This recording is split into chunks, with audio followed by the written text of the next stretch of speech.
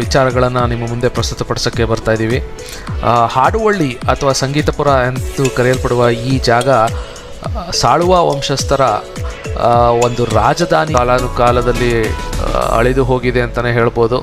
ಆದರೆ ಅಲ್ಲೊಂದು ಕಲ್ಲನ್ನು ಇಟ್ಟು ಅದಕ್ಕೆ ಪೂಜೆ ಸಲ್ಲಿಸ್ತಾ ಇದ್ದಾರೆ. ಉತ್ತರ ಕನ್ನಡ ಜಿಲ್ಲೆಯಲ್ಲಿರುವ ಹಾಡುವಳ್ಳಿ ಒಂದು ಸಣ್ಣ ಕೊನೆಯ ರಾಜಧಾನಿಯಾಗಿತ್ತು ಅಂತಲೂ ಇತಿಹಾಸ ಹೇಳ್ತದೆ. ಈ ಹೆಸರೇ ಸೂಚಿಸುವಂತೆ ಆ ಕಾಲದಲ್ಲಿ ಇದು ಭಕ್ತಿ, ಸಂಗೀತ ಮತ್ತು ಕಲೆಗಳಿಗೆ ನೀವು ನೋಡ್ಬೋದು. ಎಲ್ಲ ಆ ಒಂದು ಚಾಲುಕ್ಯ ಹೊಯ್ಸಳರ ಚಿಹ್ನೆ ನೀವೆಲ್ಲಿ ನೋಡ್ತಿರೋ ಅದು ಪದ್ಮಾವತಿ ಅಮ್ಮನವರಿಗೆ ಸಂಬಂಧಪಟ್ಟಿದ್ದು ಅಂತಲೇ ಹೇಳ್ಬೋದು. 6 ಕೈಗಳನ್ನು ಹೊಂದಿರುವ ಇವರು ಕುದುರೆಯ ಮೇಲೆ ಸವಾರಿ ಮಾಡುತ್ತಾರೆ. ಇವರನ್ನು ಮತ್ತು ಡಿಸೆಂಬರ್ 8, 1422 ಹಿಂದಿನ ಕಾಲಘಟ್ಟದಲ್ಲೂ ಸಹ ಇಲ್ಲಿ ಜೈನ ಧರ್ಮ ವಾಸಾಹುತವಾಗಿ, ಹಾಗಾಗಿ ಇಲ್ಲಿ ಪೂಜೆ ಪುನಸ್ಕಾರಗಳು ಸಾಂಗವಾಗಿ ಸಾಗಿದೆ. ನೀವು ನೋಡ್ತಾ ಇದ್ದೀರಾ.